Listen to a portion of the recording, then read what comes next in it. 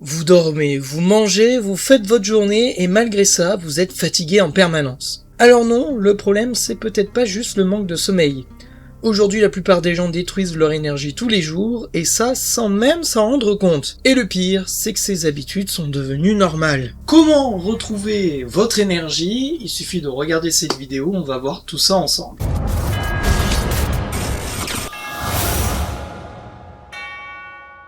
Salut les machines, c'est Marvin pour une nouvelle vidéo où on va justement parler un peu de métabolisme, de retrouver son énergie. Allez, de manière très simple, pour ceux qui ne me connaissent pas, je suis donc le fondateur de Deviens une machine, accompagnement qui vous permet de pouvoir gérer votre santé, mais aussi vos finances personnelles. On gère votre patrimoine, on gère votre capital santé. Je pense qu'il n'y a aucun accompagnement qui est capable d'être aussi polyvalent que le nôtre. Tous les liens sont dans la description, vous pouvez lâcher un petit like si ça vous plaît, ou la partager pour justement informer un maximum de personnes. Comment se fait-il que malgré toutes nos bonnes habitudes, on soit toujours aussi rincé, sans la capacité de pouvoir être motivé ou efficace?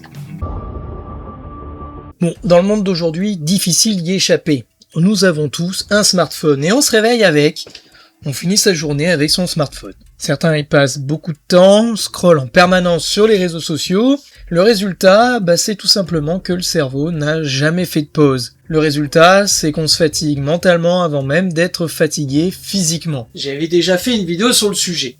Mais comprenez bien que l'ennui est très important et c'est même d'ailleurs ça une des choses les plus importantes que on a complètement détruit aujourd'hui à cause des réseaux sociaux, du scrolling à l'infini, nos modes de vie, on est constamment happé à droite et à gauche parce que aujourd'hui c'est du business de devoir capter l'attention des gens.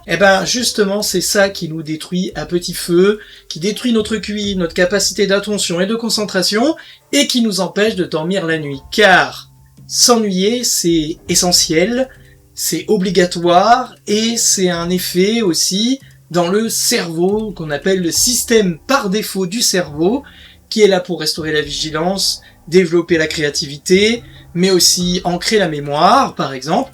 Et ce système par défaut est partout dans notre cerveau, dans plusieurs zones du cerveau. Et si on prend pas le temps de laisser le cerveau un peu vagabonder, c'est là où on crée très vite les burn-out, les troubles de la concentration et malheureusement les troubles de la santé via un mauvais sommeil. On en a parlé dans la vidéo précédente. Quand on mange des aliments inadaptés, notamment les sucres ou les aliments ultra transformés, ça peut donner un boost rapide puis une énorme chute d'énergie. Et toute la journée, le corps alterne entre pic et crash, et ça déconcentre énormément. On a déjà fait des vidéos sur le sujet, le sucre. Évidemment que le sucre c'est important dans la vie, c'est même la première source d'énergie que consomme notre cerveau, et d'ailleurs il ne consomme que le glucose, la forme la plus simple du sucre.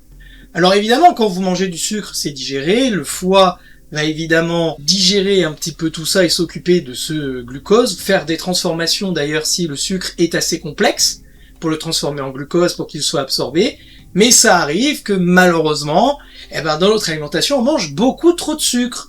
Et le sucre, c'est pas, il est caché partout. Manger des fruits, c'est du sucre. Manger des pâtes, c'est du sucre. Manger des céréales, c'est du sucre. Le sucre est partout.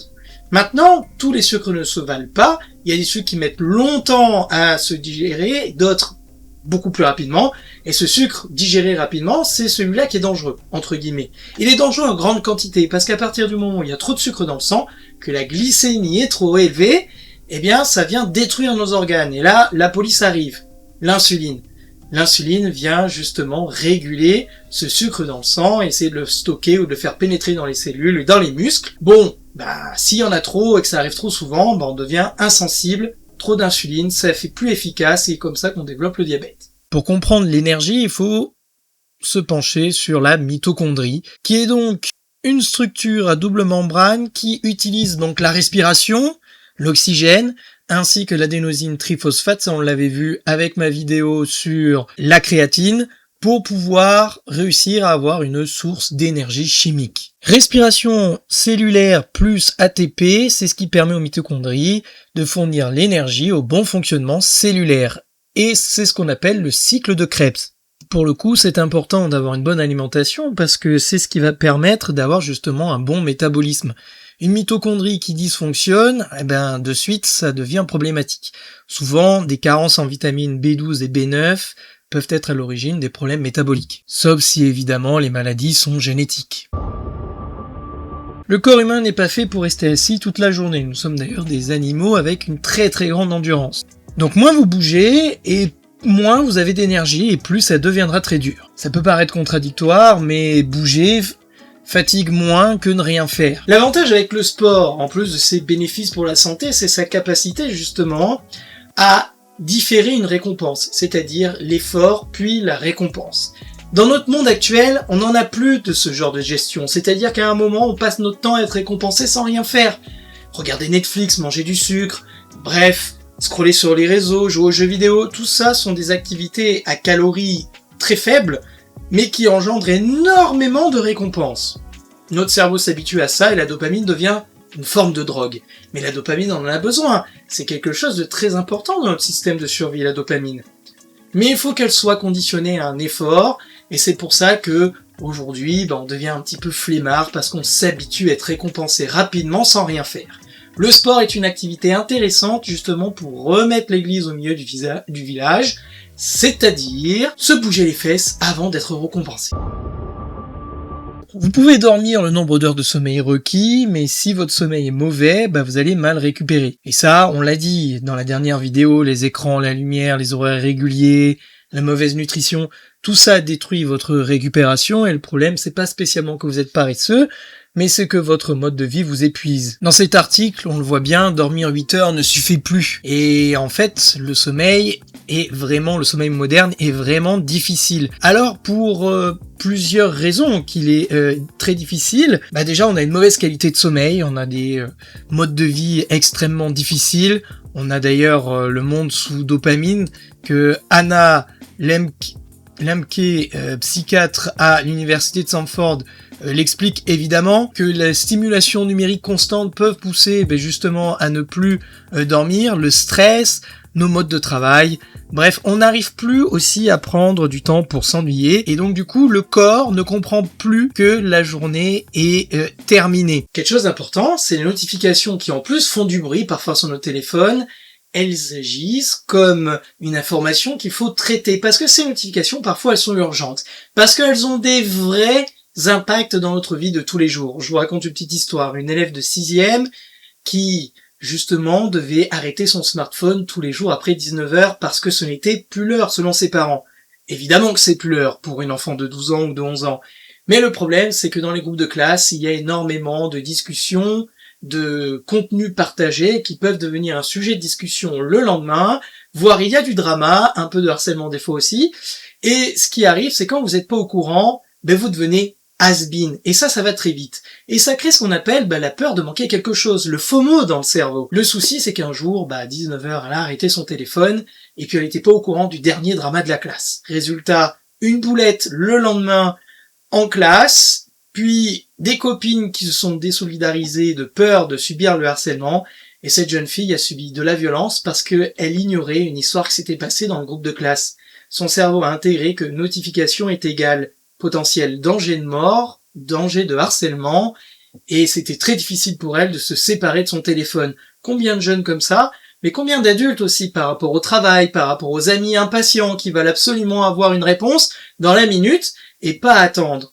Ceci détruit notre capacité à mettre notre cerveau au repos et détruit notre sommeil. Donc plus de sommeil lent profond. Alors il y a eu même des études en imagerie cérébrale pour permettre justement de voir comment le cerveau réagissait avec un circuit de la dopamine un petit peu, je dirais, complètement suractivé. En fait, le cerveau n'arrive plus à remettre ses hormones de la manière correcte. En plus, si on a des jet lags sociaux, notamment le week-end, vous imaginez que le mélange de tout ça, plus la sédentarité, peut devenir un véritable poison pour votre sommeil.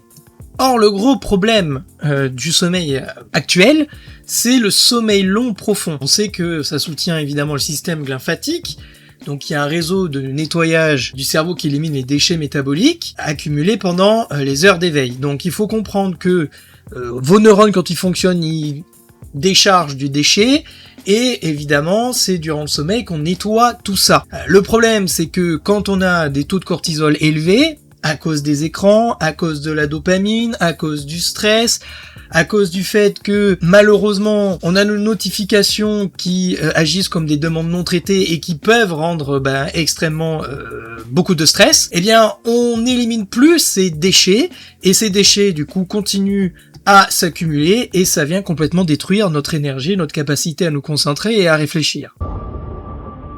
Pour retrouver de l'énergie, c'est assez simple. Du sport, des écrans pas en passif, ou du coup avec des temps raisonnables et raisonnés, manger évidemment équilibré, s'exposer à la lumière naturelle et avoir un rythme de vie qui permet justement d'avoir des limites plus claires, les horaires de coucher, etc. Et une baisse du cortisol.